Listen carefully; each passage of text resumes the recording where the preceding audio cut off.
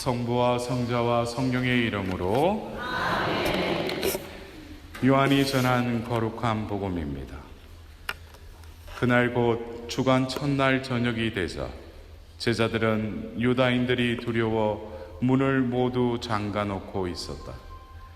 그런데 예수님께서 오시어 가운데에 서시며 평화가 너희와 함께 하고 그들에게 말씀하셨다. 이렇게 말씀하시고 나서 당신의 두 손과 옆구리를 그들에게 보여주셨다. 제자들은 주님을 뵙고 기뻐하였다. 예수님께서 다시 그들에게 이르셨다. 평화가 너희와 함께. 아버지께서 나를 보내신 것처럼 나도 너희를 보낸다. 이렇게 이르시고 나서 그들에게 숨을 불어넣으며 말씀하셨다. 성령을 받아라. 너희가 누구의 죄든지 용서해 주면 그가 용서를 받을 것이고 그대로 두면 그대로 남아 있을 것이다. 주님의 말씀입니다. 그리스도는 좋으신 주님, 지금 선포한 이 말씀대로 바로 당신께서 부활하신 날 그 저녁에 그 제자들에게 나타나신 그 말씀을 선포하였습니다. 우리가 이 부활 시기를 지금 지내고 있지만 우리 가운데 나타나신 그 예수님을 알아차릴 수 있도록 또 당신께서 베풀어 주시는 그 평화가 바로 우리 안에 또 내가 머물고 있는 가정에 또 내가 속해 있는 공동체에 그 평화가 가득할 수 있도록 더불어서 당신께서 그 제자들을 파견하셨듯이 저희도 오늘 이 비전을 통해서 진정으로 파견된 자로서의 삶을 살아갈 수 있도록 이끌어 주시고 더불어서 우리가 그 일을 하는 것이 아니라 당신께서 말씀하신 그 협조자가 온전히 내 안에 머무를 때 그 협조자이신 성령께서 또 보잘것없는 나를 당신의 사도로서 그 일을 수행케 하시는 주체임을 깨달을 수 있도록 우리에게 이미 부어주신 성령께서 또한 이 비전에 참여하고 있는 우리의 그 존재를 다시금 뜨겁게 하여 주시고 또 충만케 하여 주셔서 오늘 이 시간이 진정한 부활의 그 찬 기쁨이 다시 일어나는 우리의 삶이 될 수 있도록 당신의 영으로 충만케 하여 주시고 함께 하여 주십시오. 어머니신 마리아께서도 이 시간 저희들을 위하여 빌어 주십시오. 우리가 부활의 3종 기도를 바치면서 하늘의 모으님 기뻐하소서라고 성모님께 우리의 눈을 들어 올립니다. 진정 당신께서 그 기뻐하심은 바로 예수님의 그 부활의 기쁨과 더불어서 당신께서 피앗을 바라실 때 말씀하신 대로 저에게 이루어지기를 바랍니다 라고 하신 그 말씀이 이제 이루어졌기에 당신은 그 기쁨에 충만하였습니다. 어머니이신 마리아여, 이 시간 이곳에 있는 당신의 자녀들 한 사람 한 사람을 위하여 빌어주시어 진정으로 이 부활의 기쁨이 당신의 티 없으신 그 성신께서 느끼셨던 그 기쁨을 느낄 수 있도록 저희들을 위하여 빌어주십시오. 천상의 모든 군대들과 저희 각자들에게 맡겨주신 수호 천사들도 이 시간 저희들을 위하여 빌어주십시오. 이 모든 기원들을 우리 주 예수 그리스도를 통하여 비나이다. 그래요, 여러분들, 우리가 1년을 시작하면서 우리 가톨릭 교회에서는 대림 시기를 통해서 새해를 또 시작하지 않습니까? 예? 근데 우리는 또 1월 1일 날 또 구정, 그래서 매번 새해를 삼탕을 해야 돼. 그래서 대림 시기가 시작하면서도 새해를 맞이했고, 또 양력 새해를 또 맞이하고, 또 음력 새해를 맞이하고. 그래서 보면 매번 새해 때 새해 복 많이 받으래. 3-4번 새해 복 많이 받으라, 복 많이 받으라. 근데 복들을 어떻게 많이 받으신 것 같아? 어떠셔요? 예? 복을 이제는 많이 받는 데만 마음을 두지 마시고 그 받은 복을 이제 누리는 삶을 살아가십시오. 그 누린다는 것은 그 복이 내가 원하는 복만 받으려고 하면은 그것은 하나님께서는 그 복을 내려주시지만 그 누리지 않는다면 그것은 고인물처럼 썩게 되는 것입니다. 내가 가지고 있는 재물도 결국 그것으로 한때는 기쁠지 모르지만 만족할지 모르지만 우리 인간들은 보이는 것으로 만족되지 않습니다. 또 다른 욕심이 잉태되고 그 잉태됨은 죽음으로 죄를 낳고 죽음에 이르게 하는 것이죠. 우리가 지금 부활 시기를 지내면서 어쩌면 하나님을 믿지 않는 사람들, 또 그리스도를 주님으로 믿지 않는 사람들은 예수님의 부활을 별로 상관하지 않아요. 근데 심지어 우리가 세례를 받고 교회에 입교한 우리들도 어쩌면 예수님께서 그 공생애 중에 나자렛 해당에서 안식일에 그 말씀을 전할 때 어떤 악령 들린 사람이 악령이 그 사람을 통해서 소리치지 않습니까? 당신이 거룩하신 분임을 안다고, 근데 왜 우리에게 오셨냐고, 당신과 우리가 무슨 상관이 있냐고. 근데 신앙 고백도 해요. 당신은 하나님이 보내신 거룩하신 분이라고까지. 근데 그 악령의 그 말의 그 안에 이렇게 본질을 보면은 사탄은 결국 뭡니까? 하나님과 상관이 있다 없다? 하나님과 상관이 없다는 거예요. 그래서 우리들도 미사에 참여하고 뭐 교회에서 봉사할 때 그때는 그래도 교회의 일을 하니까 또 미사에 참여하고 있으니까 하나님을 좀 느끼려고 하지만 평상시에 그 남은 시간을 보면은 하나님과 아무런 상관없는 삶을 살아가요.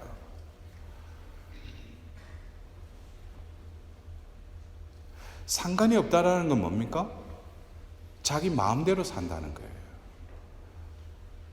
분명히 아침에 일어나서 아침 기도는 하는데 그 기도대로 안 살아요. 우리 주님의 기도 바치잖아요. 아버지의 이름이 거룩히 빛나시고 아버지의 나라가 오시고 아버지의 뜻이 하늘에서와 같이 땅에서도 이루어지소서. 입으로는 그렇게 기도해놓고 하루를 사는 거 보면은 하나님의 이름이 거룩히 빛나기보다는 나를 드러내려고 사는 거예요. 내가 인정받으려고 사는 거예요. 내가 높은 자리에 차지하려고 오늘도 동분서주하는 거예요. 그리고 아버지의 나라보다는 뭐예요? 내가 머무는 평수를 넓히려고, 분양받으려고, 어떻게 하면 좀 더 이제는 좀 살만하니까 또 뭐예요? 콘도라도 또 어디 보면 뭐 하나라도 더. 하나님 나라는 아무 별로 상관도 없어요. 내 거처만 늘어나면 되는 거예요. 편안하면 되는 거예요. 이번에는 여름인데 또 우리 집에 에어컨이 오래됐는데 어떻게 친형 에어컨으로 해가지고 빵빵하게 보면 찬바람이 나오는 그곳에 더 마음이 가는 거예요. 아버지의 나라는 상관없어. 그리고 뭐야? 아버지의 뜻? 이것을 잊어버린 지 오래됐어요. 하나님의 뜻, 아버지의 뜻, 그거보다는 뭐예요? 내 뜻만 이루어 달라고. 그래, 오늘 또 뭐예요? 미사 때 와서 하나님께 구하는 거예요. 주님, 제가 이걸 바란다고, 이걸 이루어 달라고. 성모님께도 그래. 우리가 성모님께 뭐 해드린 것도 없잖아. 근데 성모님 앞에 또 우리는 굴기도라는 걸 빙자를 해가지고 달력에다가 또 동그랗게 치가지고 27일도 계산해가지고 또 시작하면서 앞에 또 하나님 성모님 앞에 또 내놔. 1번, 2번, 3번. 그래 27일 동안 기도해 보겠다는 거죠. 성모님 아시죠? 그 알량한 오단 바치는 거 그거 가지고 27일 후에 어떻게 되는지 내가 지켜보겠다고. 이건 뭐야? 소리 없는 총을 들고 협박하는 거지. 성모님이 우리한테 뭐 미친 게 있어요? 예? 어떤 우리 삶이 그 사탄의 그 절규처럼 하나님과 나와 뭔 상관이 있냐 이거예요. 근데 심지어 부활 시기를 살고 있는 우리들에게도 주님께서 참으로 부활하셨다 말로는 해요. 근데 주님이 진정으로 부활하셨는지, 주님이 부활하셨다면 함께 우리도 부활시키는데 진정으로 그 부활했으면 내가 믿는지. 어떻게 보면은 허울은 겉으로는 신자이지만 알맹이는 뭐겠어요? 또 다른 배신자의 모습으로 살아가고 있는 나의 모습. 그래서 오늘 우리는 다시금 이 부활 시기에 하나님께서는 각 시기별로 또 하나님께서 예비하신 은총을 우리에게 베푸셔요. 그리고 대림 시기, 또 우리가 사순 시기, 성탄 시기도 있죠, 그죠? 그 다음에 사순 시기, 부활 시기, 연중 시기. 이 시기별로 하나님께서는 은총을 베푸시는데 결국 우리가 한 해를 마무리하면서 우리는 그리스도 왕 대축일로 한 해를 또 마감하지 않습니까? 그러니까 우리가 3-4번 이거를 새해를 맞이하다 보니까 그리스도 왕 대축일로 한 해가 끝난다는 것도 감각이 없는 거예요. 그냥 차라리 보신각 종칠 때 그때가 한 해가 끝난 것 같지, 뭐 그리스도 왕 대축일 날 뭐 한 해가 끝나고 이제 다음 주부터 대림 일주일이 시작된다, 별로 감각이 없어요. 어떻게 보면 200여 년밖에 되지 않은 우리 나라에 있어서는 어떤 면에서 불교 문화가 더 깊이 자리 잡고 있다고 해도 과언이 아니죠. 그래서 그리스도 신자면서도 뭐 초파일 뭐 해가 그런 거는 또 우리 대대로 이렇게 내려오니까, 어릴 때부터 그게 젖어 있으니까. 그러니까 몸은, 우리 존재는 그리스도인인데도 어떤 문화가 불교 문화에 또 어느 정도 영향을 받을 수밖에 없죠. 그러나 분명히 하나님께서는 이 한국교회, 이 한국의 땅에 여러분들 우리가 자긍심을 가져야 될 게, 우리 한국은 또 보면 여러 가지 어디 막 기네스북에도 여러 가지가 올라가 있잖아요. 응? 뭐 교통사고 사망률, 뭐 자살률, 뭐 OECD 국가 중에 그런 거는 2위를 안 내놔. 우리가 1위를 고수하고 있어요, 어떻게든지. 근데 이 조그마한 땅덩어리에 또 하나님께서 어떻게 보면 신약의 예루살렘처럼 많은 지금 또 분쟁이 많잖아요. 근데 우리가 이 가톨릭 교회의 역사에 있어서 이 조그마한 이 한반도는 뭡니까? 자생교회라고 해요. 스스로 언덕 선교사가 와가지고 복음을 전한 것이 아니라 바로 뭐예요? 평신도들이 자생한 거예요. 세상에 어떤 유례가 없는 그런 교회, 자생한 교회. 더불어서 이미 이제 성인 품에 오르신 요한 바오로 2세 성인, 그 성인께서 또 한국을 특별한 위치에 또 올려놓았어요. 첫 번째가 우리 1984년 그 여의도에서 시성식을 했잖아요. 근데 바티칸을 떠나서 시성한 건 그 처음이에요. 그래서 우리도 지금 보면 전 세계 매스컴이 이 한반도에 또 관심이 가 있잖아요. 어떻게 보면은 이 나라가 하나님께서 마지막 도루로 뭔가를 또 이루시기 위해서 남북한이 이렇게 갈라져 있고, 그러나 하나님께서 이 모든 사항들을 아시지 않겠습니까? 제가 언젠가 한번 통일 전망대 갔더만은 이 불상은 누가 또 기정을 했는데 막 커. 성모님이 옆에서 아주지. 누가 식지도 않아. 뭐 비가 조금 그걸 불상을 아주 보면 해가지고 막 크다랗게 해가지고 누가 또 닦았는지 번쩍번쩍하는데 옆에 성모님을 보면 뭐냐면 때가 깨지해가지고. 근데 풍력 땅을 위해서 또 성모님이라고. 그래서 오늘 우리는 또 성모성울에 또 부활 시기에 오늘 이 자리에서 우리가 그 비정의 시간을 가지고 있는데, 다른 시기가 아니라 이 부활 시기, 하나님께서는 그 시기에 막가진 은총을 베푸신다고 그랬죠. 근데 우리가 이 시기에 하나님께서 베풀어 주시는 그 은총을 우리가 그냥 열려 있으면은 하나님께서 그 은총을 부어 주셔요. 그래서 오늘 우리가 들었던 그 독서와 복음의 그 베드로 사도가 베드로 사도에게만 하나님께서 그렇게 은총을 이렇게 몰아서 준 게 아니고, 다른 사람들도 뭐예요? 우리가 그 부활 시기에 계속 우리는 그 일독서의 말씀을, 사도행전의 말씀을 듣지 않습니까?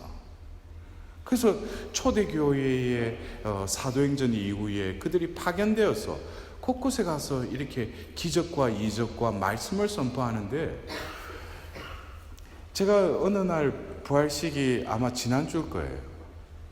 그 최고의회에 잡혀간 그 사도들이 그들이 신문을 해요. 너희들 그 예수 보면 부활했다고 자꾸 그런 쓸데없는 소리 하지 마라.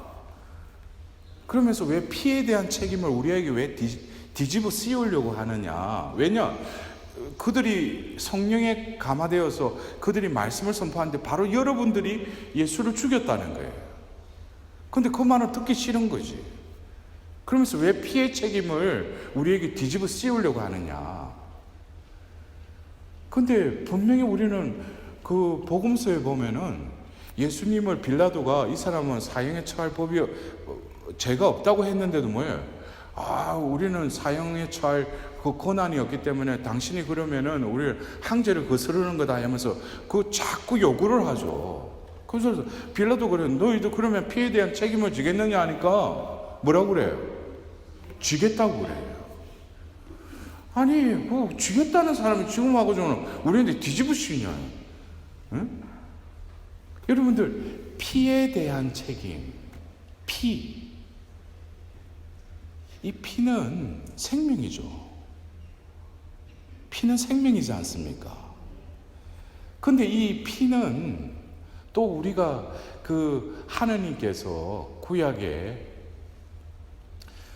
노아와도 그 무지개를 이렇게 띄우면서 그 노아와 이렇게 계약을 맺으시지만, 궁극적으로 하나님께서 시나이산 계약을 맺기 전에 선계약으로 그 아브라함이 되기 전에, 아브라함일 때 그를 75세에 우르 땅에서 불러가지고 이제 이스라엘 땅으로 데리고 와서 이제 아브라함에게 약속하셨던 그 12장의 그 약속을 지키기 위해서 수순에 의해서 15장에 그 아브라함과 계약을 맺으셔요. 근데 그 아브라함과 첫 번째 창세기 15장에는 아브라함을 깊은 잠에 빠져들게 해서 잠자는 사이에 그 집진성과 어떤 산진성 또 그 날짐승을 이렇게 잡아다가 둘로 이렇게 가릅니다. 갈라서 그 사이를 그 어둠이 짙은 때에 당신의 현연의 모습으로 그 불이 그 사이를 이렇게 지나가요.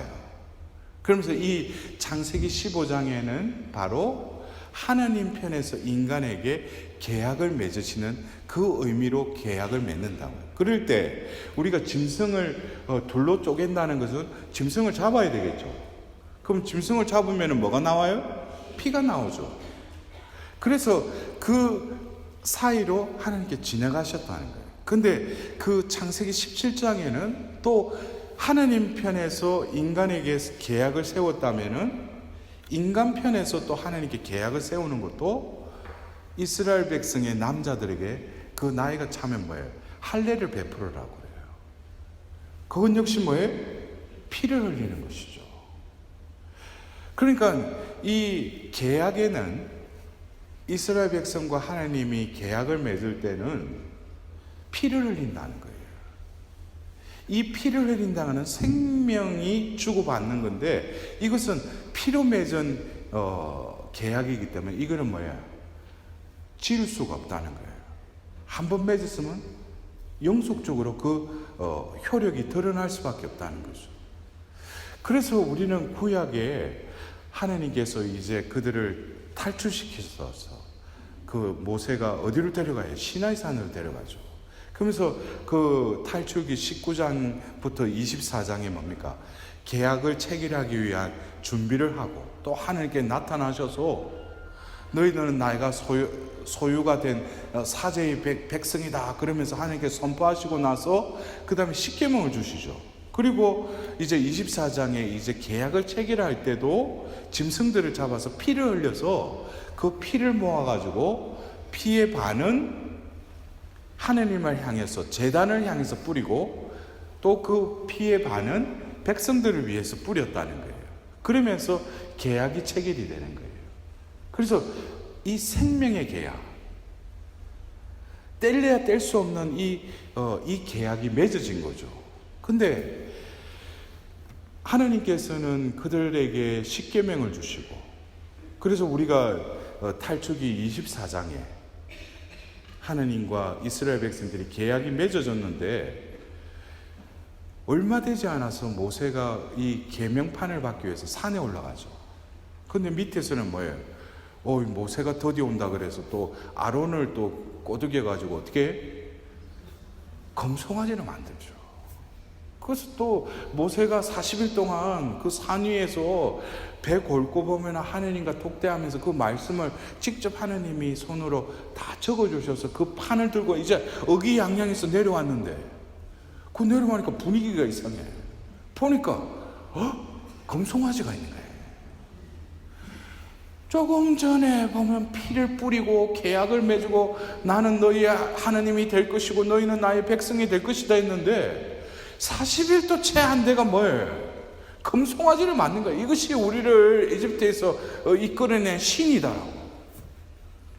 근데 모세가 가면 막 화가 난 거예요. 나는 지금 하나님의 그 계약의 그 법, 십계명을 받아왔는다. 근데 저는 그 장면을 보면서 이야, 모세도 한성질하구나. 아니 자기가 그 40일 동안 고생해가 그 받아왔으면은 금송아지가 있더라도 옆에 내려놓고 윽박지르든지 해야 되는데 모세는 그 판을 뭐예요? 그대로 금송아지를 향해서 던져버려요. 그리고 하느님은 그날 하느님도 화가 나신 거죠. 왜? 지금 계약 맺은 지 얼마 되지도 않은데 그들이 또 다른 우상을 만드는 거예요. 그리고 그 자리에서 3,000명을 죽여버려요. 그러나 또 모세가 중재 기도해서 또 나머지 백성들을 또 구해줘. 근데 여기서도 보면은 이 피로 맺은 이 계약. 그러니까 그러나 하나님은 신이시잖아요. 그러니까 그들이 이 계약을 지킬 거라는 거, 안 지킬 거라는 거 알겠어요? 모르겠어요? 그러니까 그런 거 하면은 여러분들 위안을 가져야 돼. 내가 하나님 뜻대로 살겠다 그러는데 제가 아까 반박을 했잖아요. 뭐 아버지의 이름, 아버지의 나라, 아버지 뜻보다는 뭐예요? 내 뜻, 내 거처, 내가 드러나길 바라는데 그래도 하나님은 다 알고 계셔. 그게 우리는 큰 위로를 느껴야 돼. 느끼지 않으죠? 예. 선민인 이스라엘 백성도 그랬다면은 나도 좀 용서해 주시겠지. 용서해 주시지.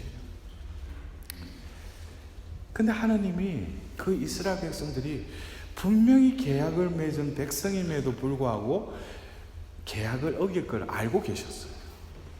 그래서 우리가 성경을 읽으면은 창세기 쫙 읽으면 그래도 뭐예요? 창조 이야기 나오고 재밌잖아. 그 또 죄를 짓지. 제가 우리 미국에 사는 우리 그 사촌 동생이 그 꼬맹이 때 이제 뭐 미국에서 이제 영어로 된 뭐 어디 만화 그거를 성경 만화를 읽다 보면은 창세기 1장 이제 뭐 만들고 아담과 하와를 또 만들고 그랬더만 딱 하더만은 그 조금 넘기더만 이 3장에 선악과 나무를 하와가 이렇게 따먹는 장면을 딱 이렇게 보더만은 삼촌 이럴 줄 알았다고. 아니 선악과 따먹을 줄 알았대 그 꼬맹이가. 근데 이제 우리가 창세기 읽다가 쭉 읽다가 뭐 재밌잖아요. 그러니까 또 탈출되면 뭐 탈출하고 막 기적 뭐 재앙과 뭐 10번에 뭐 또 그러고 보면 또 하고 있는데 25장부터 조금 이제 이 성경을 읽는데 조금 어려움이 있는 거예요. 왜냐하면 이 성계를 그 성막을 만드는 장면 똑같은 거 뭐 큐빗 하면서 뭘 해가지고 뭘 만들어라. 그래서 인내심을 가지고 또 읽어. 근데 다음 건 레위기를 읽는데 뭐 제사법에 대해서 계속 나와. 그러니까 아주 인내심을 가지고 계속 읽는 거예요. 그러면 법을 뭐 그래가 막 내과 산부인과 뭐 피부과 뭐 해가지고 하나님이 계속 뭐 또 법을 주셔. 그래 하나님은 뭘 이런 것까지 다 보면 지켜라고 하는가. 그러니까 또 그래가지고 레위기를 읽었어. 또 보니까 또 뭐 영숙인지 민숙이 이야기가 또 나와. 또 그래 민숙이 또 하는 거 뭐 지파 이야기가 숫자 세는 이야기 계속 나와. 그러니까 진짜 뭐 이 올해는 어떻게든지 성경을 한번 읽어보려 했는데 그러고 또 신약으로 딱 넘어가는 거예요. 근데 여러분들이 그 분신거리인 이 레위기가 어떻게 보면 이스라엘 백성들 지금도 유대인들에게는 가장 중요한 게 이 레위기예요. 왜? 이 하나님 법을 지키느냐 지키지 못하느냐에 대해서 자기는 의로운 사람이라는 것이 인정받으니까. 그러니까 예수님 시대에도 바리사이들이나 율법학자도 하나님께서 예수님께서 그렇게 화를 내시잖아요. 왜? 거칠애적인 어떤 그 형식주의에 빠져 있으니까. 근데 하나님이 주신 그 법은 하나님과의 그 관계성 속에서 우리가 레위기를 읽을 때 제사법이 나오지 않습니까?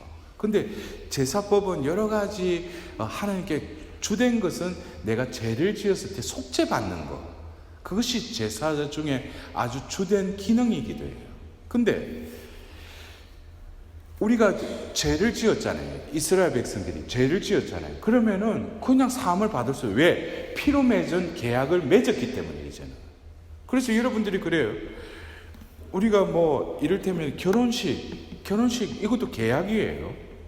근데 계약을 맺기 전에는 남녀가 서로 뭐 콩깍지가 씌가지고 보면 서로 좋아가지고 왔다 갔다 하다가 그 사귀는 남자애가 자꾸 막 힐끗힐끗 하는 거야. 지나가는 여자를 보고 자기를 안 보고. 그러니까 막 화가 나지. 근데 아직까지 선전포고는 못하는 거야. 전쟁은 못 치르는 거야. 왜? 아직까지 공식적인 관계를 아직까지 안 맺었으니까. 결혼식을 해야 되니까. 그걸 사인을 해야 되니까. 정인들이 있어야 되니까. 그 아직까지 결혼식을 안 했죠. 그러니까 그때까지는 봐주는 거야. 그럼 꼬집지. 꼬집고 보면 막 한바탕 하고 그러면 이러려면 헤어지자 그러고 막 하다가 좀 냉정기를 또 만나잖아. 근데 결혼하기 전까지는 그렇게 할 수밖에 없어. 근데 결혼하고 나서는 뭐예요? 또 헛누질하고 그러면은 그때부터는 뭐예요? 이제 정식 관계를 맺었기 때문에, 계약을 맺었기 때문에 그때부터는 뭐예요? 선전포고를 정당하게 할 수 있는 거예요. 그때 되면은 전쟁을 선포하고 싸워야지. 그래서 우리는 이 성경을 보면은 이 계약을 맺기 전에는 이집트에서 탈출하고 나서 이스라엘 백성들이 또 모세한테 불평을 해요. 이 강야로 우리를 왜 데리고 왔느냐 그러면서 이게 물도 없고 그러니까 하나님께 또 모세가 기도하니까 네가 지팡이로 치라고 그러니까 물이 그냥 나와. 그래서 그들이 물을 마신 거예요. 이거는 계약 전의 일이야. 근데 계약을 맺고 나서 민수기에도 비슷한 상황에서 이스라엘 백성이 또 불평을 해요. 그래서 하나님이 그전에는 그냥 지팡이 한번 치가지고 물을 주셨는데 이때는 뭐냐면 불평을 하니까 불뱀을 보내버리는 거예요. 이게 왜 그래요? 계약을 맺었으니까. 우리도 역시 뭐예요?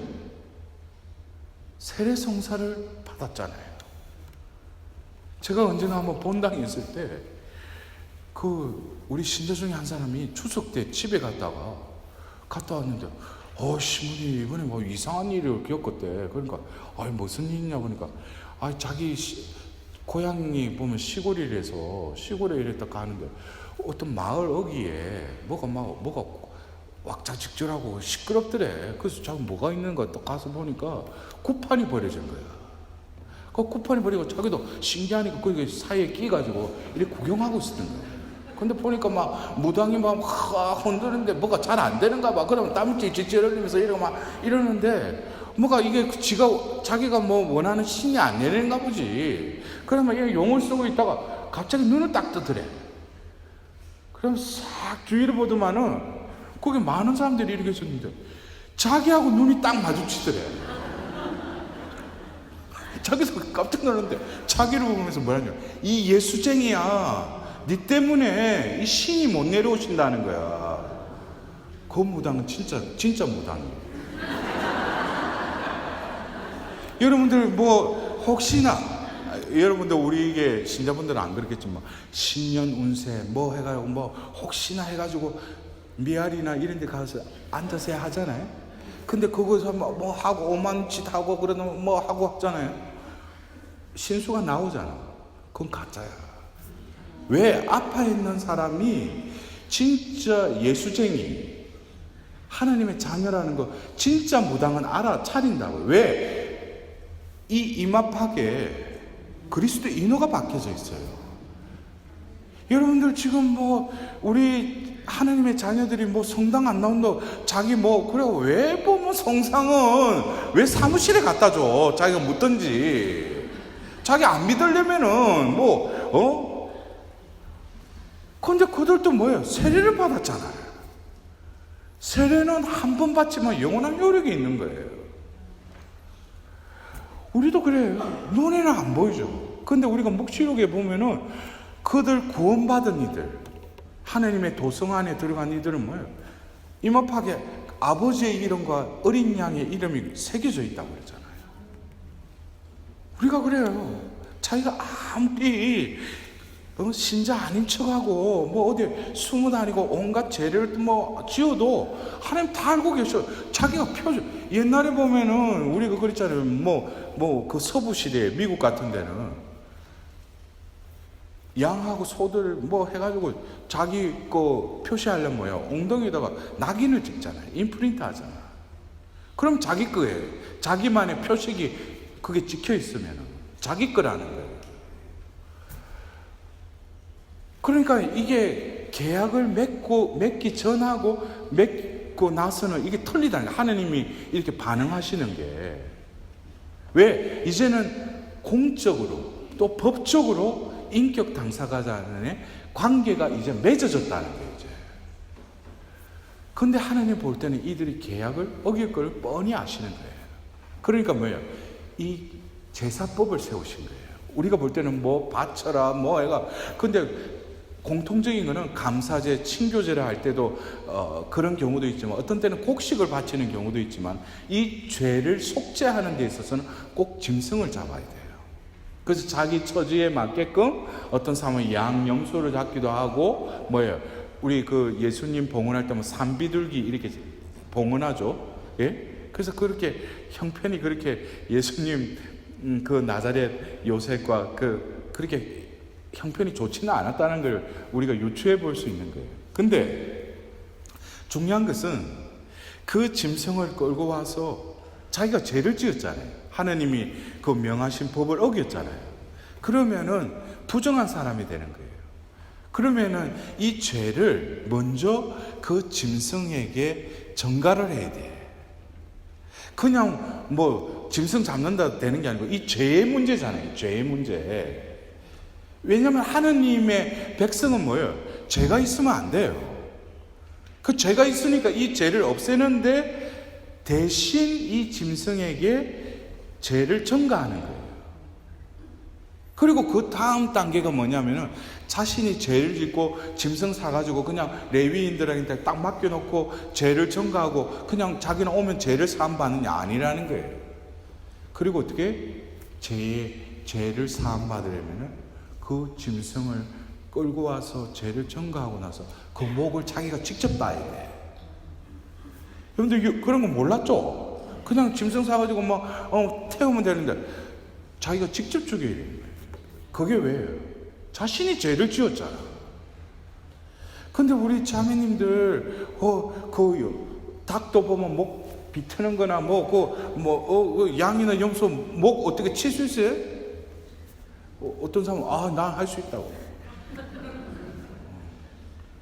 근데 목을 직접 따야 돼, 자기가.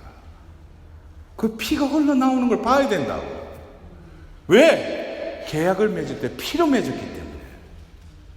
근데 대신 짐승이 피를 흘리는 거예요. 그리고 그것을 다 벗겨내고 내장을 다해서 그거를 태워버리는 거예요.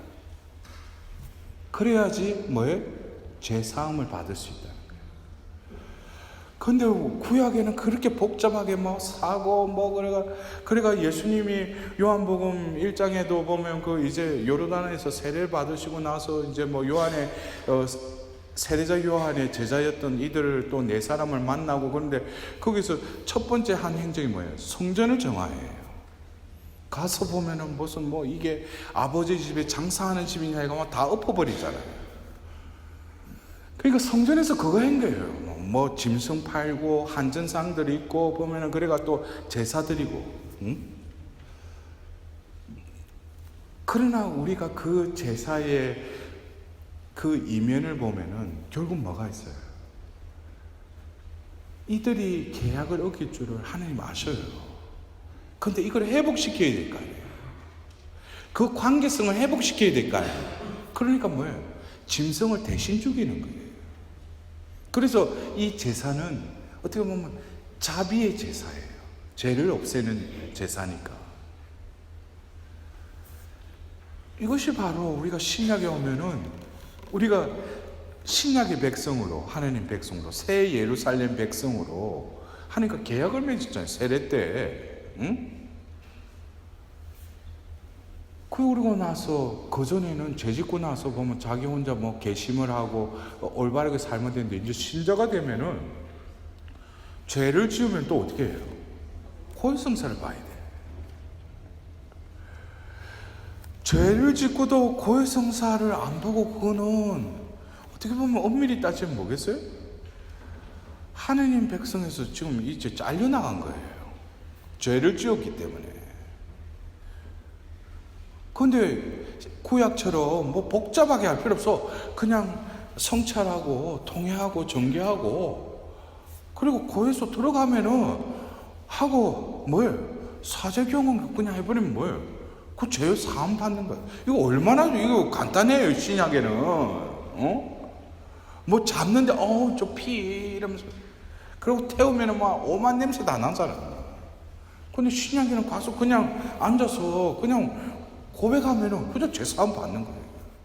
얼마나 이게 신속하고 아주 간결하고 냄새도 나지 않고 간단하잖아. 근데 이것도 제대로 우리 신자들이 제대로 하지 않으니까 이 밖에 알아내지 모든 죄에 다 집어넣어 버리니까, 이거는 설령 어떻게 보면은 구약에 짐승을 잡아서 와가지고 죄를 전가도 안 하고 그냥 잡지도 않은 상태예요. 그냥 분명히 고백하러 들어갔는데도 그 앞에서 자기 죄가 뭔지도 알면서도 그걸 솔직하게 고백도 안 하는 거예요. 그걸 우리가 무슨 고백이래? 모고해라 하죠. 우리가 영어의 그 문법상에도 보면 뭐예요? 영화 보러 갔다 왔다. 근데 go to the movie, go to movie라고 이렇게 써요. 근데 더 정관사가 붙으면은 영화관까지는 갔어. 근데 영화관이 외양만 보고 오는 거야. 그럼 영화관 갔다 온, 그래도 영화관 갔다 온 거지.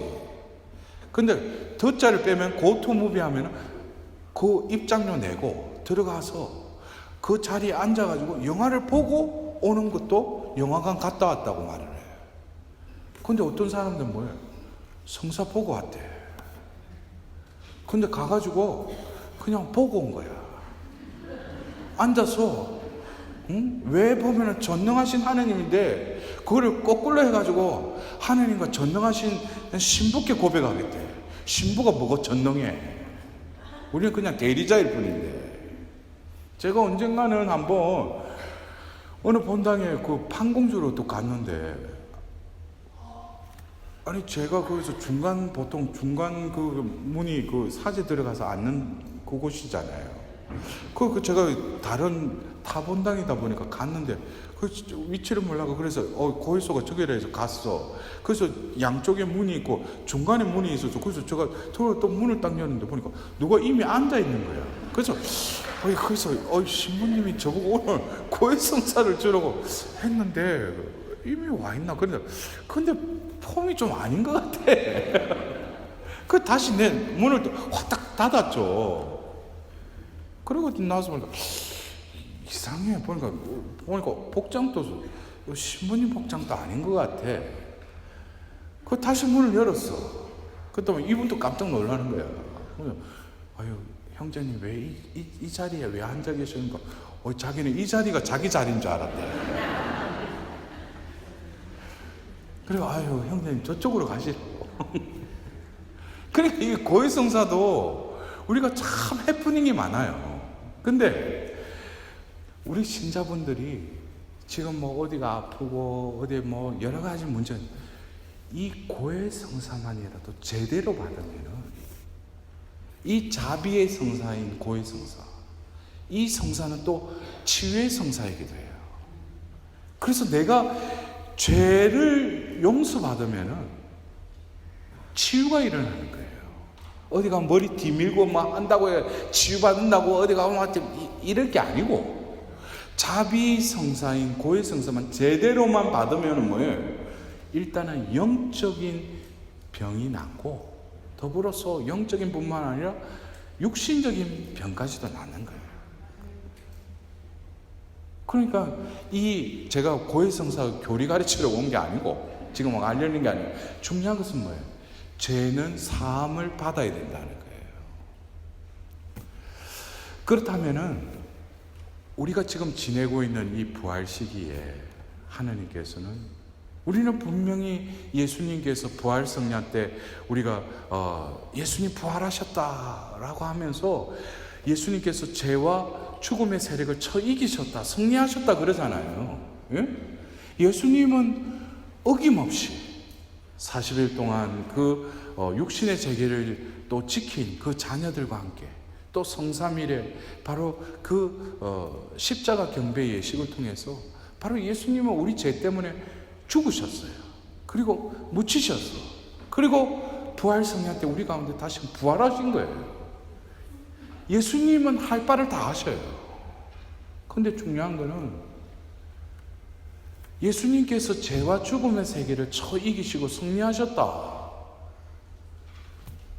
이것은 결국 뭐냐면, 예수님이 이 땅에 오신 목적은 니코데모에게 이야기하신 것처럼 하느님이 이 세상을 지극히 사랑하셔서 당신의 아들을 이 세상에 보내셨잖아요. 근데 결국 하나님이, 예수님이 이 세상에 보내셔서 복음도 전하게 하고 치유도 하고 여러 가지 기적도 일으키셨지만, 예수님은 아직까지 자기 때가 안 왔다고 그랬어요. 공생애 중에. 그럼 그 때는 뭐냐? 그 때는, 예수님 기다리신 때는 바로 요한복음 그 17장에 보면은 예수님께서 말하면, 아버지, 이제 아버지의 때가 왔습니다 그래요. 그 때가 뭐예요? 자기 죽는 때야. 그래서 3번에 걸쳐서 공간복음에서도 이 순환과 부활에 대해서 예고를 하셔요. 그리고 제자들에게까지도 그 때가 오기 전까지는 이것을 발설하지 말라고 해요. 마귀한테도 그러죠. 아직 때가 안 됐으니까 그들에게 한구령을 명하잖아요. 근데 때가 되는 거예요. 그 때가 뭐예요? 예수님이 이제 순환의 때가 가까이 온 거예요. 그래서 결국 예수님이 이 세상에 오신 목적은 우리를 구원하기 위해서 오셨는데, 좀 다른 측면에서 보면 구원한다는 것은 우리를 어디에서 구원한다는 거예요? 죄에서, 또 그리고 죽음에서 우리를 구하신다는 거예요. 우리는 불교 신도들이 아니죠.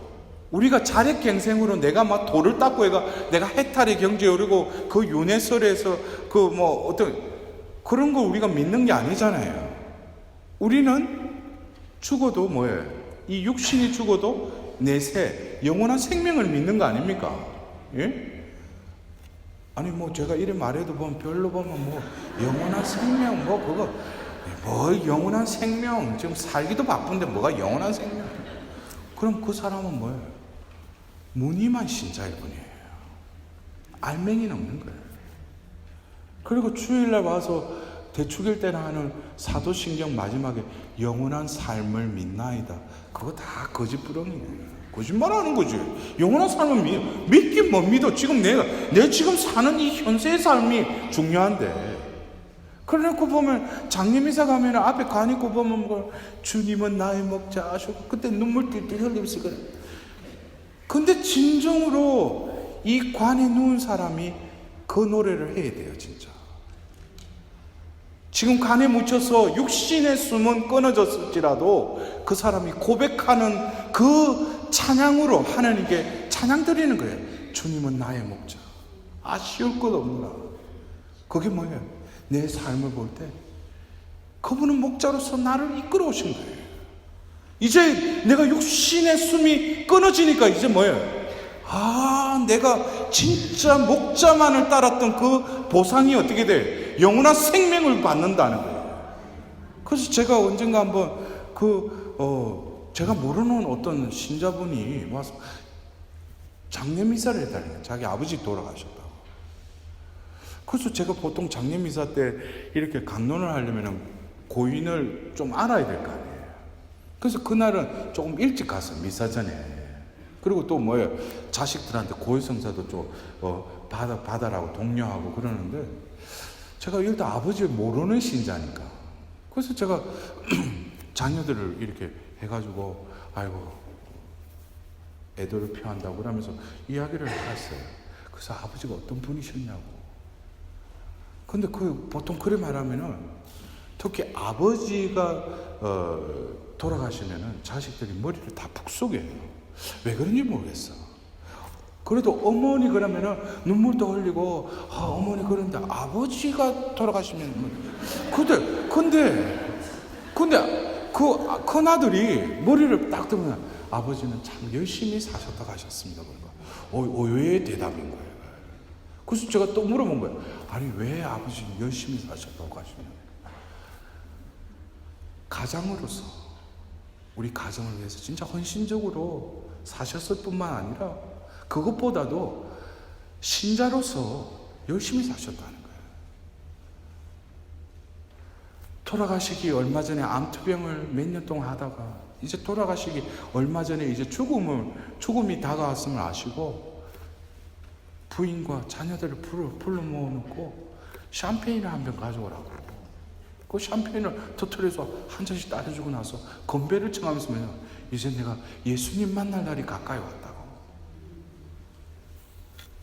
여러분들, 진정으로 자녀들에게 줘야 될 유산은 눈에 보이는 그 유산 줘봤자 자기들끼리 싸우고, 지금 또 신문이나 뉴스에 나오잖아. 하늘로 나라는 그분이 돌아가신 바람에 그 자식들이 지금 재산 때문에 싸우잖아. 자식에게 진정으로 나눠줘야 될 거는 영원한 유산이에요. 신학의 유산. 그럴 때 뭐예요? 대대로 뭐예요? 축복을 받는데 그것을 내가 모르니 나도 그 복을 모르니까. 그래서 제가 그래요. 우리 자매님들 주로 보면 성당 나오시는 분이 우리 자매님들이시. 예수님 시대에도 따라다니는 12제는 말고는 거의 다 여자들이 다 따라다니세요. 근데 기도 지향은 많이 넣어. 근데 하느님의 축복이 기도하는 나를 통해서 통로가 되어야 되는데 이루어 달라고만 기도하는 거예요. 여러분들, 우리가 복 많이 내려달라고는 하나님 믿지 않는 사람들도 다 그렇게 기도해요. 복 많이 내려달라고. 돼지 머리 갖다 놓고도 복 많이 내려달라고 그러고. 그건 하나님은 복의 근원이시지만 아브라함에게 약속 중에 하나가 뭐예요? 어느 사람을 축복을 해주면 그 축복이 그 사람에게 내린다는 거예요. 이거 있잖아요. 엄청난 하나님의 축복이에요. 우리는 그러죠. 축복 내려달라고만 하지, 주님 제가 축복의 통로가 되게 해주십시오, 이거는 아주 이게 영이 뚫린 사람이야. 여러분들 생각해보세요. 복 달라고 하면서 하면 복 내려주셔도 그거 누리질 못하니까 썩어버린다. 그것 때문에 더 싸움만 일어나지. 근데 뭐예요?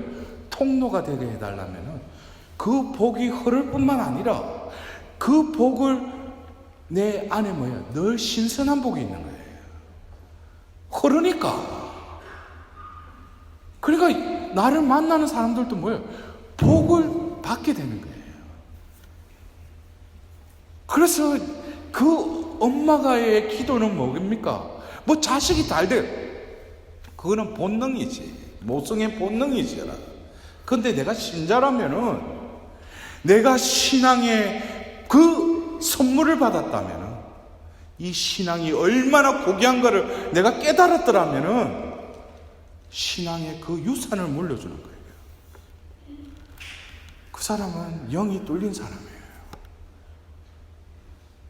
여러분들, 기도하는 사람이 뚫리지 않으면 맨날 뭐예요?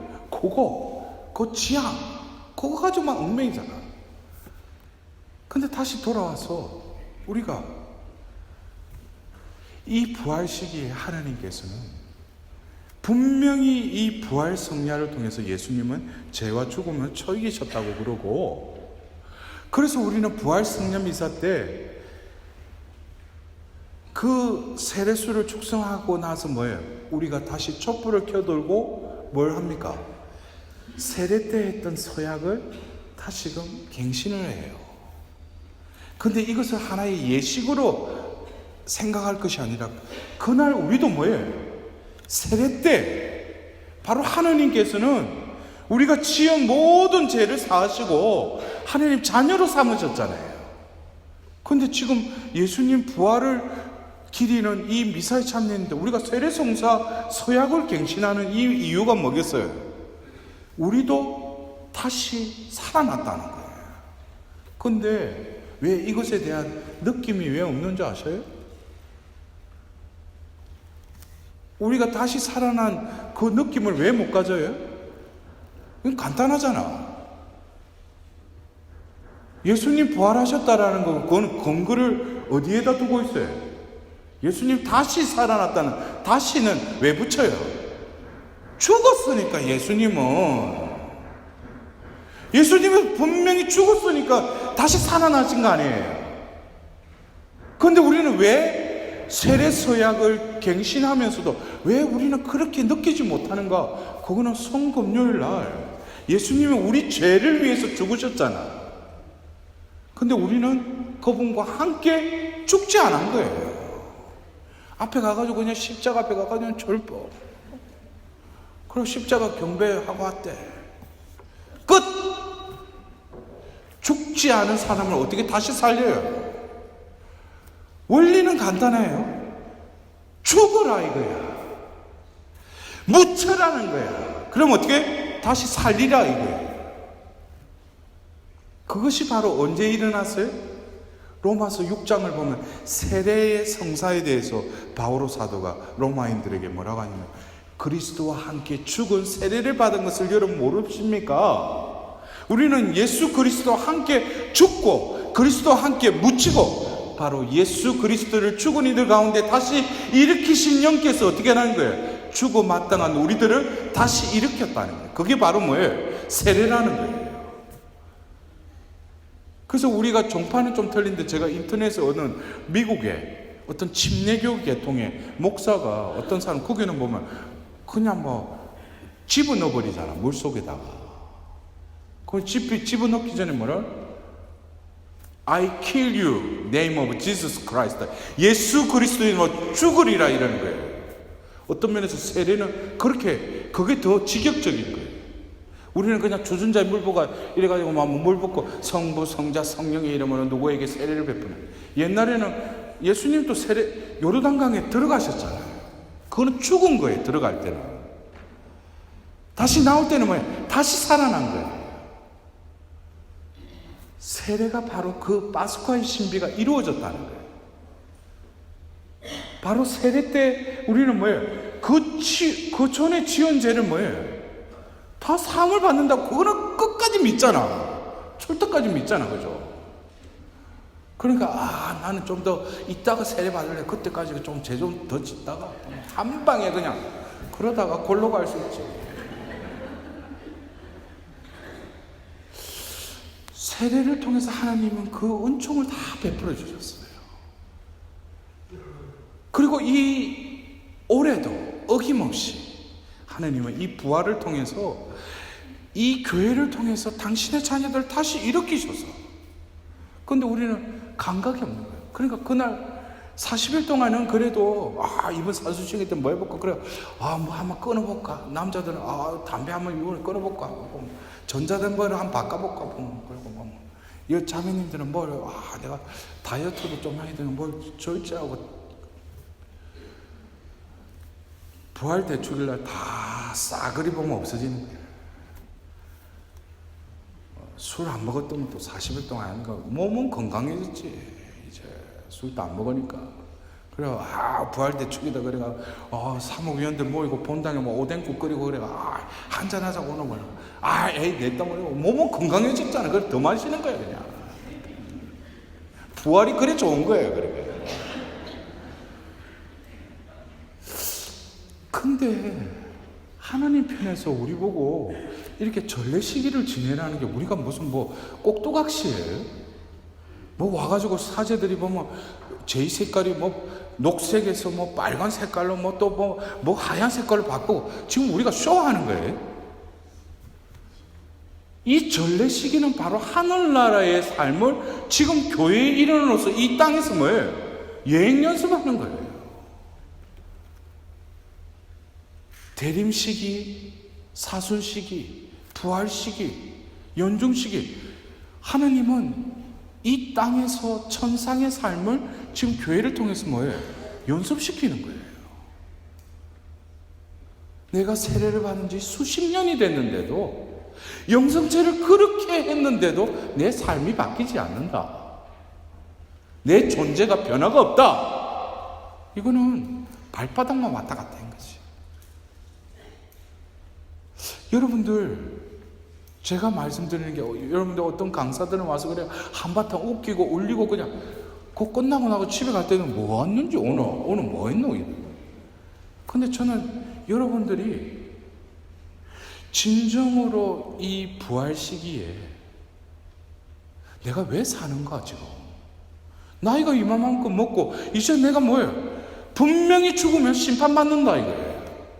심판 때 내가 뭘 하나님 앞에서 셈을 하시느냐 이거예요. 그래서 우리가 예수님 비유의 말씀에도 그 종말에 대한 여러 가지 비유의 말씀을 하시잖아요. 종말하면 여러분들 그래요. 정말 두렵잖아. 그리고 우리가 성모님 발현했어도 보면 뭡니까? 종말에 대한 이야기를 계속 하시잖아요. 그건 분명히 있다는 거예요. 연호 그냥 우리가 비상적으로 생각해요. 성모님이 바티마에서 발현하셔서 뭐예요? 그 아이들에게 연옥을 보여주시잖아요. 여러 성인 성녀들한테도 보여주시잖아요. 지옥이 있다는 거예요. 그건 반면에 뭐예요? 천국도 있다는 거예요. 근데 나는 지금 이 현세에 살면서 천상의 삶을 믿는다고 아버지의 나라 이 땅에 이루어 달라고 그러는데 이게 뭔지, 내가 사는 거 이게 다다고 생각하고 그냥 그러니까 이게 뭡니까? 혼란스러운 거지. 뭐가 신앙생활을 하는 건지도 모르고. 그래서 오늘 여러분들이 이 부활 시기에 제가 오늘 여러분들에게 시작돼 봉독드린 이 요한복음 20장의 말씀은 이미 여러분들이 이제 내일 우리는 부활 4주일을 맞이하죠. 2주 전에 부활 2주일이 무슨 주일이기도 했어요? 하나님의 자비주일. 결국 이 자비라는 것은 하나님의 여러 가지 속성 중에 하나님은 사랑이시지만 또 뭐예요? 하나님 자비하시다고 우리가 지금 오니까 제가 이렇게 딱 보고 저기 자비 예수님 계시네. 이 주한일동에 또 저 예수님 아시죠? 자비의 예수님? 파우스티나 성령 아시죠? 직접 나타나셨잖아요. 저 모습으로. 근데 저 예수님께서 20세기에 그 수녀님에게 나타나서 여러 말씀을 하셨어요.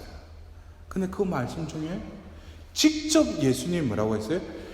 부활 대축일 그 다음 주일을 하나님 자비주일로 경축하라고 예수님이 직접 이야기하셨어.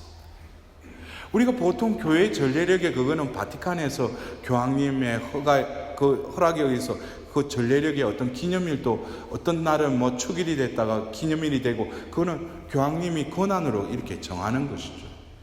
그러나 부활 대축일 그 제2주일 날 하나님 자비주일은 예수님이 직접 제정하신 거예요. 그래서 교회에 언제 들어왔느냐? 우리가 새 천년기가 시작되는 2000년도 바로 바티칸에서 요한 바오로 2세 교황께서 이 새 천년을 열면서 그 2000년의 첫 시승을 누구를 했냐면 바로 자비로우신 예수님의 발현을 목격했던 그 파우스티나 수녀님, 코발스카 파우스티나 수녀님을 4월 30일에 시승을 했어요.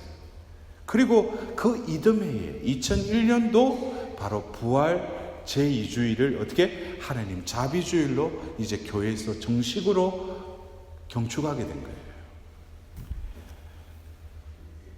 근데 우리가 하나님은 자비 그 자체이시고 구약에서도 제가 서두에 말씀드렸던 금송아지 만들고 나서 다시금 하나님이 마음을 돌이키시면서 뭐예요? 나는 자비하신 자비로운 하나님이다라고 자신을 또 이렇게 드러내시는데 하나님의 자비하심은 죄에 억눌려 있는 우리들에게 있어서는 계속 하나님은 자비를 드러내시죠.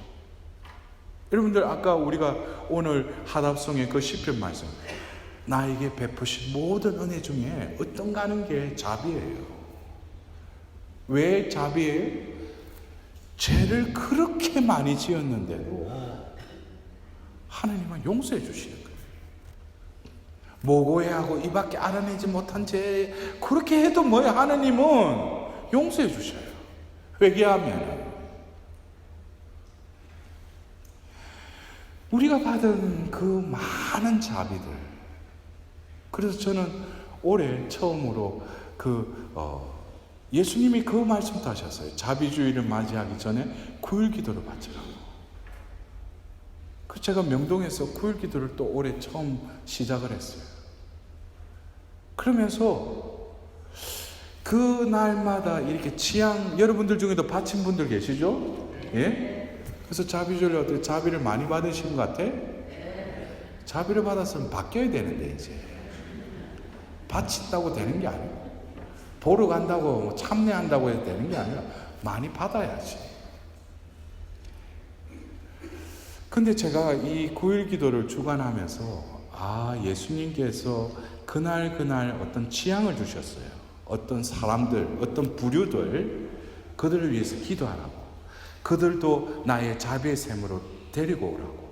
근데 그것이 어떻게 보면 9일 기도 지향이지만 9일을 지내라는 거. 제가 9일을 우리 신자들과 함께 자비주의를 준비하면서 매일 주신 말씀으로 강의를 하고 서로 어떤 자비 5단 기도를 바치고 그러면서 이 9일이 진정으로 필요한 시기구나. 그냥 지향만 바치는 것보다도 더 본질적인 건 뭐예요? 예수님은 우리 죄를 사하시기 위해서 자비를 베푸시기 위해서 예수님 죽으셨죠? 근데 죽으셨는데 그것으로 끝났지만은 완성되어야 될 그 시점은 뭐냐면은 아까 제가 계속 말씀드린 게 뭐냐면 제 사함을 받으려면 뭘 흘려야 된다고 했어요? 피를 흘려야 된다고 했어요. 근데 예수님께서 많은 상처를 입고 십자가에 매달려서 돌아가셨죠. 오후 3시에 돌아가셨는데, 그리고 숨을 거두셨는데 이어서 어떻게 돼요? 죽음을 확인하기 위해서 예수님의 옆구리에 창을 찌르죠. 그러자 뭐가 쏟아져 나와요? 피와 물이 쏟아져 나와요. 그때가 이제 뭐예요? 죄가 사해지는 그 타이밍인 거예요. 왜? 피가 흐르니까. 예수님이 바로 뭐예요? 구약의 수천 수만 마리의 그 짐승, 그거로는 이제는 일회성이라는 거예요. 근데 하나님이 직접 어떻게 파스카의 어린 양이 되셔서 희생되셨을 뿐만 아니라 피까지 흘리신 거예요. 그래서 이게 뭐예요? 죄가 사함을 받게 되는 거예요. 그래서 우리가 예수님이 죄와 죽음의 세계를 처이기셨다, 이것도 역시 뭐예요? 예수님이 죽음으로 완성되었지만은 그것이 또 완성되려면 피를 흘려야 된다는 거예요. 그것을 바로 예언의 말씀처럼 그 창을 찔려서 그 상처부터 피와 물이 쏟아져 나왔어요. 이것이 바로 뭡니까? 죄를 사함을 하는 자비가 베풀어진 거예요. 근데 그 시점, 바로 골고다 언덕에서 오후 3시에 숨을 거두죠. 그리고 창에 찔린 그 시점에 예수님은 자비를 베푸셨죠. 근데 중요한 것은 예수님은 자비를 베푸셨는데 제자들은 다 어디 갔어요? 도망가 버렸지.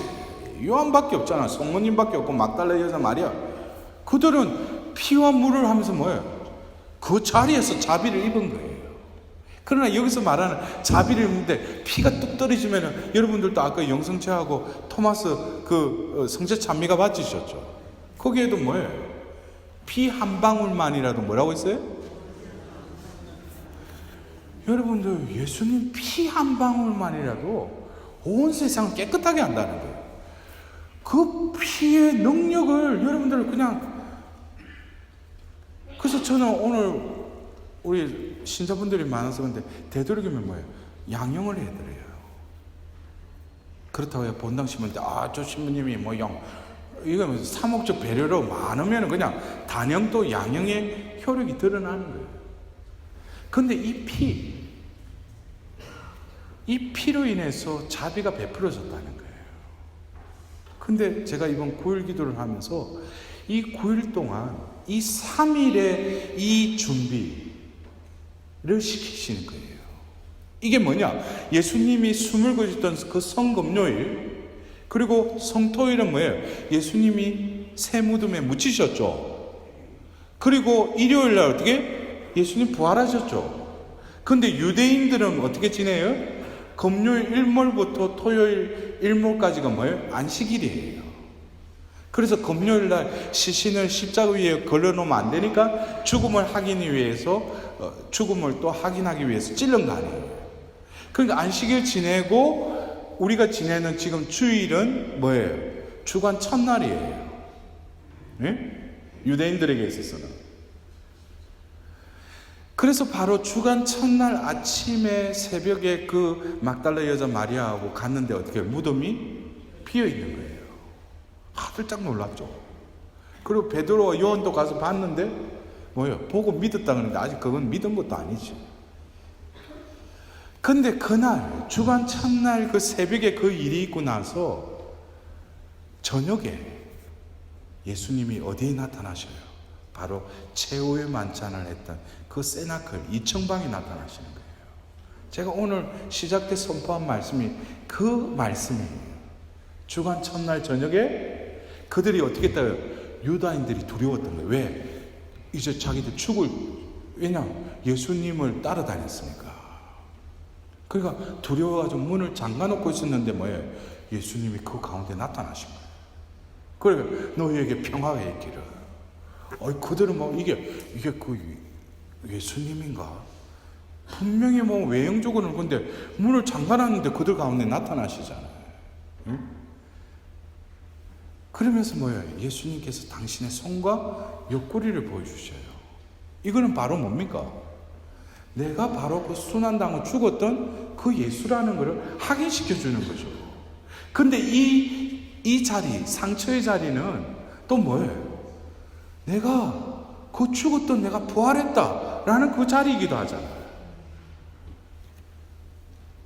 그래서 우리가 하나님의 자비를 제대로만 입으면은 상처 해가지고 그 상처 치유받아야 된다고 그러지 않아요.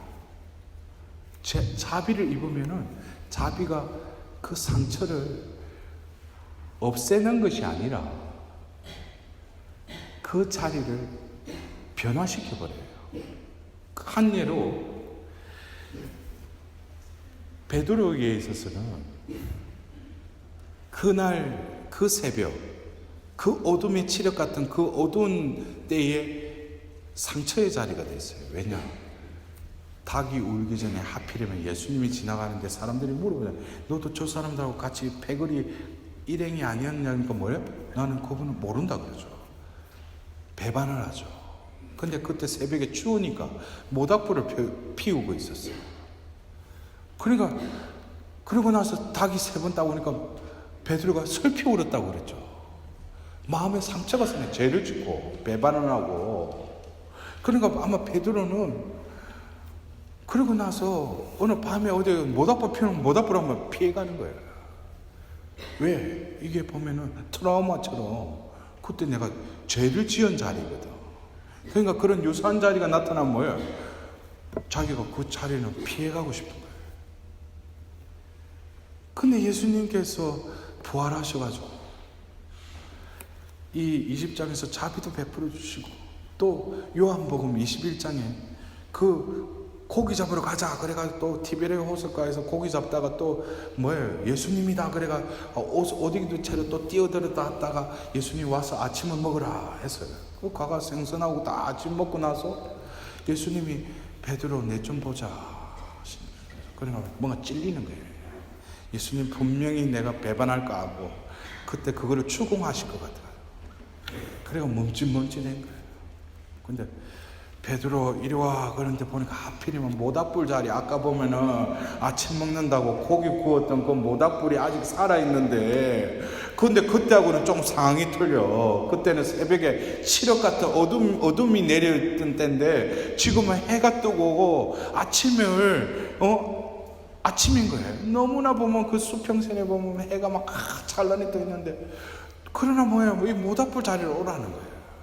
그럼 멈칫멈칫한데 그래서 예수님하고 독대를 한 거예요. 근데 예수님이 뭐라고 하셔요? 시몬의 아들 바로야. 다른 사람들이 나를 사랑했다. 너 나를 사랑하느냐? 이거 엉뚱한 말을 하시는 거예요. 나를 추궁할 줄 알았는데 사랑하느냐 이런 거예요. 그리고 그것도 한 번 했으면 끝나. 2번, 3번에 걸쳐서 계속 먹잖아요. 그리고 또 슬피 울었어요. 이 슬피 울은 거는 그 어둠에서 그 슬피 울은 눈물하고 눈물의 성분이 틀린 게 아니라 눈물의 그 의미가 틀린 거예요. 하나는 배반의 눈물이었다면 말씀을 어긴 그 좌절의 눈물이었다면 이 눈물은 뭐겠어요? 다시금 사랑으로 회복된 눈물이에요. 똑같은 자리였지만 하나님의 자비가 임하면 바로 실패의 자리, 배반의 자리, 어둠의 자리, 죽음의 자리가 어떻게 돼? 자비가 임하면 바로 빛의 자리, 승리의 자리, 부활의 자리로 변화가 일어난다는 거예요. 그래서 여러분들도 어떤 데 그러죠. 내가 진짜 자비를 입었는지에 대해서는 과거의 어떤 기억들에 대해서 아직까지도 나를 용서 못하고 어떤 사람 용서 못하고 철천지 외수로 삼고 있다면 아직 그 사람 자비의 예수님 앞에 오후 3시 되면 알람 삐리리 하면 자비를 베풀 그렇게 했을지는 모르지만 진정으로 자비를 입지는 못했어. 그 사람. 왜? 자비를 입으면 내가 용서를 받게 돼요.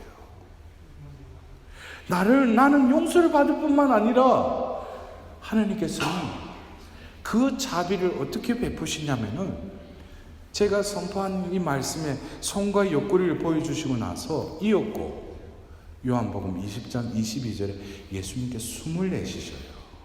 그러면서 뭐라고 하셔요? 성령을 받아라 그래요. 그러면서 이어서 누구의 죄든지 용서하면 그 죄는 용서받을 것이고 그대로 두면 그대로 남아있을 것이다. 아니, 숨을 내쉬면서 성령을 받아라 했는데 이어서 왜 그 말씀을 하시는가? 그 죄를 내가 어느 사람을 용서하잖아요. 그러면 그 사람이 죄가 용서받는데, 근데 죄를 용서할 수 있는 분은 누구만 용서할 수 있어요? 하느님만이 용서할 수 있잖아요. 근데 내가 어떤 사람 죄를 용서했는데 그 사람 죄가 용서받는데 그 의미가 뭐겠는가? 근데 조금 전에 예수님 뭐라 했어요? 성령을 받아라 그랬죠. 그러면은 성령을 받았는데 이러한 현상이 이루어진다는 거예요. 그거는 뭐예요? 죄를 용서한다는 것은 하나님의 자비를 일컫는 거예요. 그렇다면 여기서 말하는 숨을 내쉬면서 성령을 받아라는 이 성령은 뭐예요? 자비의 영을 받아라는 거예요. 그것이 바로 부활 제2주일 하나님 자비주일날 전 세계 교회에 선포되는 복음 텍스트예요. 근데 제가 외람되이 교만하다고도 하지만 이렇게 명확하게 하나님께 자비를 베푸시는 게 성금요일날 그 십자가 위에서 자비를 베푸셨죠. 근데 사흘 후에 부활하신 날 그 저녁에 세나클에 모여있는 그들 가운데 나타나서 그들에게 성령을 받아라 한 건 그 결국 뭡니까? 자비를 베푸신 거예요. 이 3일 이걸 어떻게? 9일 동안 준비하라는 거예요. 그래서 제가 명동에서 이번에 한 100여 명이 그 9일기도 하는데 자비주일 오기 전에 다 자비를 다 입어버린 거예요. 막 고해성사를 받는데 다들 자비를 막 체험하고 그런 거예요. 눈물을 뚝뚝뚝 흘리고. 그래서 자비주일날 어떻게 했느냐? 우리에게 뭐 수문이 열리고 고해성사도 뭐 그냥 고해성사 보고 영성체하면 전대사 받는다니까 그냥 들어가가 옛날 방식으로 그냥 누구 미워하고 그리고 전대사 주시지. 그러나 중요한 건 뭐예요? 자비를 제대로 입어야 될 거 아니에요. 그리고 어떻게? 자비를 이제는 베풀어야 된다는 거예요. 결국 누구의 죄든지 용서하면 그 죄는 용서받는다는 것은 내가 이 자비를 어떻게? 자비의 영을 입으면은 내 안에 죄가 용서받을 뿐만 아니라 내가 이때까지 누구 용서 못하고 그 사람은 원수를 지냈는데 내가 그 사람을 용서하는 게 아니라 자비가 나를 통해서 흘러가니까 그 사람도 용서할 수밖에 없는 거예요. 그래서 여러분들이 아직까지도 내 마음속에 그 사람은 절대 내 용서 못한다. 아직까지 자비가 내 안에 스며들어오지 못한 거예요. 기도는 하지. 자비를 입으면 내 존재가 변화가 일어난다는 거예요. 진정으로. 그래서 베드로 사도가 베드로 전서에도 그래요. 여러분들은 한때 하나님 백성이 아니었지만 이제는 하나님 백성입니다. 여러분들은 한때는 자비를 입지 못했지만 지금은 뭐예요? 자비를 입은 백성입니다. 그래요. 지금 21세기 요한 바오로 2세께서 성녀 파우스티나 수녀님을 시성할 때 반포를 하셨어요. 이 세대는 뭐예요? 자비의 시대다 그랬어요. 15년이 채 지나지도 않은 그때의 형 교황님께서 뭐예요? 서둘러 뭐예요? 자비의 특별 인연을 또 선포하셔요. 이거는 지금 뭐예요? 급하다는 거예요. 지금 하나님의 바로 심판의 때, 정의의 때가 머지 않았다는 거예요. 그렇다면 우리가 이 자비의 시대에 자비의 기도만 바치면은 내가 그 심판을 통과하느냐? 그건 아니죠. 그렇게 쉽게 생각들 하지 마셔. 지연죄가 얼마나 많고 하나님 베푸신 은총이 얼마나 많은데. 그래서 제가 오늘 1부 때 이 요한복음 20장에 성령을 받아라. 이것은 뭐예요? 자비를 베풀어 주노라. 이 말이에요. 왜? 성부, 성자, 성령으로 이어지는 이 구원의 역사는 이제 예수님은 조금 있으면 이제 하늘로 올라가시죠. 근데 그들에게 자비가 머무르게 하기 위해서 뭐예요? 성령을 부어주신 거죠. 그 성령으로 자비를 입는 거예요. 그러나 우리는 부활 제2주일로 부활 시기가 끝나는 게 아니죠. 50일을 지내는 거예요. 그러면 50일 끝나고 나면 뭐예요? 연중 시기가 또 시작되죠. 그러면 왜 50일을 지내라고 하는가? 그거는 2부 때 들으셔. 그래서 1부 때 와가지고 오후에 혹시 밥 먹고 그냥 가야지. 그 사람은 정작 중요한 거는 놓치고 가는 거야. 그러니까 뭐 그거는 본인 자유니까. 예? 예? 여러분들, 오늘 이제 1부 오전 강의를 마무리하면서 다시 우리 눈을 감고 하나님께 잠시 기도하도록 합시다. 좋으신 주님, 오늘 이 오전에 당신께서 2000년 전 부활하신 그날에 그 제자들에게 나타나셔서 세상이 주는 평화와는 다르다는 바로 고난을 통한 그 평화를 그들에게 부어주시면서 인사하시고 나서 이었고 바로 인간의 죄악으로 악행으로 맞고 찔렸던 그 상처의 자리를 그들에게 보여주십니다. 그 자리는 예수님이 입으신 상처의 자리이기도 했지만 바로 나의 죄악의 자리였습니다.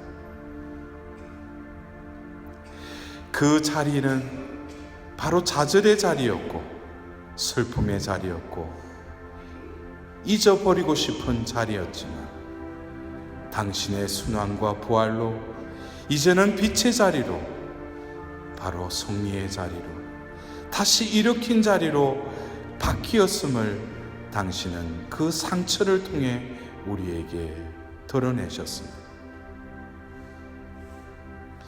그리고 바로 인간을 창조하실 때 불어넣으신 그 숨, 창조의 숨, 이제는 다시금 두려움에 떨고 있는 그들에게 숨을 내쉬며 성령을 받아라 하고 말씀하십니다.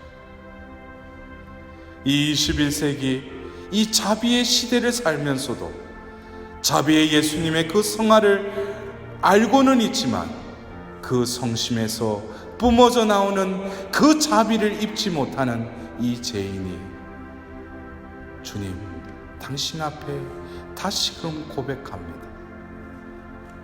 2000년 전 어느 마을에 들어가자 어느 소경이 소리를 지릅니다. 다윗의 자손이신 예수님, 저에게 자비를 베풀어 달라고. 그 주위에 있던 사람이 조용히 하라고 하자 더 큰 소리로 다윗의 자손이신 예수님, 저에게 자비를 베풀어 주십시오 하고 외칩니다.